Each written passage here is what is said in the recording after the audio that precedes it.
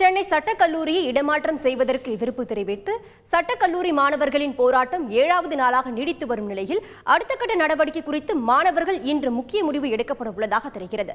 இதுகுறித்து கூடுதல் தகவல் தருகிறார் செய்தியாளர் எழில். சட்டக்கல்லூரி மாணவர்கள் ஆளுநரை சந்திப்பதாக இருந்தது, அது குறித்து சொல்லுங்க. சட்டக்கல்லூரி எப்போது திறக்கப்படும் என்ற தகவல் ஏதாவது இருக்கா? உயர்நீதிமன்ற வளாகத்தில் இருந்து டாக்டர் அம்பேத்கர் சட்டக்கல்லூரியை இடமாற்றம் செய்யக்கூடாது என வலியுறுத்தி மாணவர்கள் தொடர்ந்து உள்ளிருப்பு போராட்டத்தை நடத்தி வருகிறார்கள்.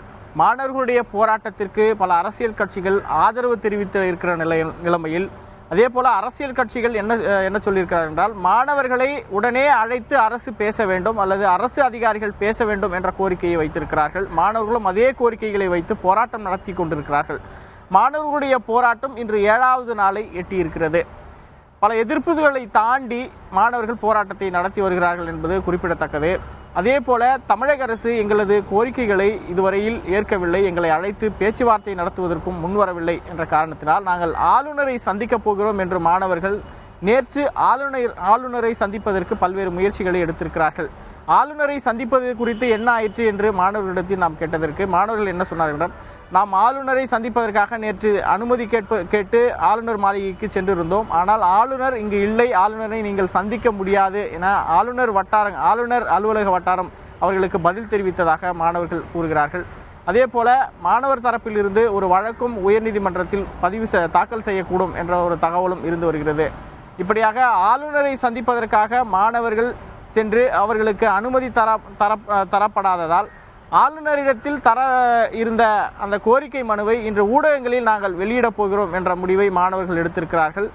ஊடகங்களுக்கு இன்று பிற்பகலில் மாணவர்கள் ஆளுநரை சந்தித்து தர இருக்கிற மனுவை ஊடகங்களின் வாயிலாக அதை வெளியிடுவார்கள் என்ற எதிர்பார்ப்பு இருக்கிறது. நித்யா, நீங்கள் கேட்டது போல கல்லூரி எப்பொழுது திறக்கப்படும் என்ற கேள்வி ஒரு மிகப்பெரிய ஒரு கேள்வியாக இருக்கிறது. ஏற்கனவே கடந்த 4ஆம் தேதியிலிருந்து கல்லூரிக்கு ஒரு வார காலம் விடுப்பு அளிக்கப்பட்டிருக்கிறது. அதே போல விடுதிகளுக்கும் அந்த விடுமுறை பொருந்தி இருக்கிறது.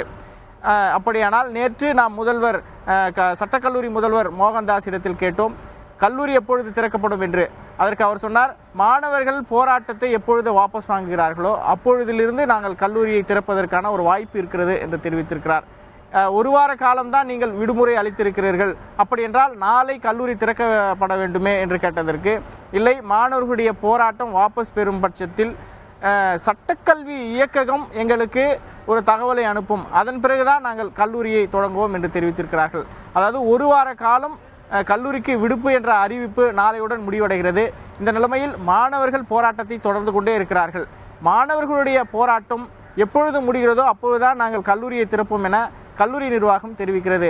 அப்படி என்றால் மாணவர்களுடைய போராட்டம் தொடரும் பட்சத்தில் கல்லூரிக்கு தொடர்ந்து விடுப்பு வழங்கப்படுமா என்பது ஒரு கேள்விக்குறியாக இருந்து வருகிறது.